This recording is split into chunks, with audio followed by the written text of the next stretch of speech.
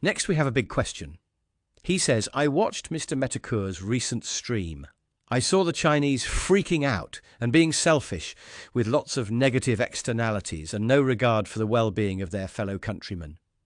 It seems they are low in empathy, but perhaps their higher social anxiety and ethnocentrism makes up for it.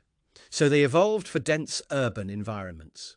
Does social anxiety work better than empathy at a certain population size because you can't truly empathize with more than Dunbar's number while social anxiety scales with the population size?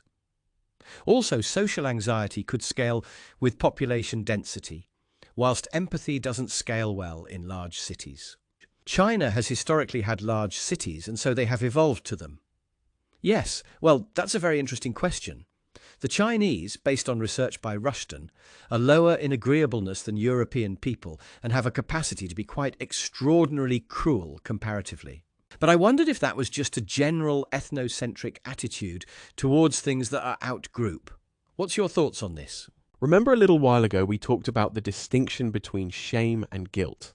And the ability to experience guilt is quite possibly something that's unique to European people, which is why we don't have shame culture.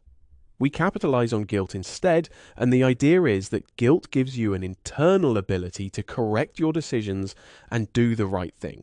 Whereas in a shame culture, you will do the wrong thing if you can get away with it. But there are powerful social forces that will act to curb that tendency through public, highly prevalent shaming. And I think that's little understood and a critically underexplored distinction. Actually, the closest of anyone who got to this was Roebling before he ran off and started giving testimony to the SPLC. Before he changed, he used to be very interested in group differences, and he proposed that humility might be a uniquely European thing. And it's possible that something like that might relate to this shame-guilt distinction. It's something that's underexplored. I would like to explore it myself because it would explain certainly why you get these seemingly very contradictory behaviors in East Asian people. You get very selfish behavior among individuals, a lot of corruption, but then you get this strong tendency to come into line and do what the leadership tells you to do. They have a powerful social control mechanism that can force people to do things which are good for the group when it's necessary to do so. And it revolves around shaming rather than actually guilting people. So, it's a fascinating thing. We know virtually nothing about the relevant group differences. But, as you can imagine, that people aren't really going to jump at the chance to study them anytime soon, however interesting the question might be. Because controversy. There was a paper by a woman called Tarja Lane called Shame on Us. It was about the Finnish doping scandal in sport 20 or 30 years ago. And this was a huge thing in Finland. And she argued that Finland, unlike other European countries, is a shame culture. And certainly that was the impression I got. There is a great interest in what other people think of you. That's the all-important thing. I'm afraid I'm not a person that's particularly high in shame. That's something I've noticed while casually interrogating people within our community. Shame seems to be the main factor, which determines whether you stay the course as a controversialist or not. There are certain people who've been in our community and then have left and decided to become PC and denounced us and don't want anything to do with group differences anymore. They got into trouble and backed away.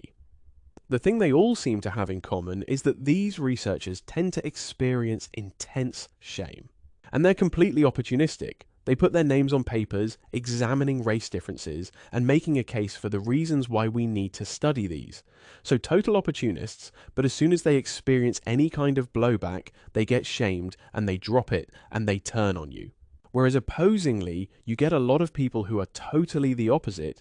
You can shame them and shame them and shame them, and it's not going to stop them from doing research. As a matter of fact, it just makes them more intent on doing it. It's a real source of division even within human biodiversity researchers and differential psychologists. There's an initiation ritual which has to be quite nasty that you've got to go through. You have to be publicly condemned or stripped of your job by your university, otherwise you're not really in the gang. What's amazing is the opportunism that these people show. They're complete opportunists. And if they hadn't been shamed, they'd be quite happy to collaborate with us. There's no basic principle or anything. It's just all about perceptions management. What then motivates them to do it in the first place if they're taking a tremendous risk? Opportunism. Because it seemed that there was a space opening up, like a flowering of opportunity within this field. Before the big controversy, there were all sorts of interesting people at the conference. People who were not necessarily there to talk about group differences, who don't work on group differences, who work on cognitive psychology.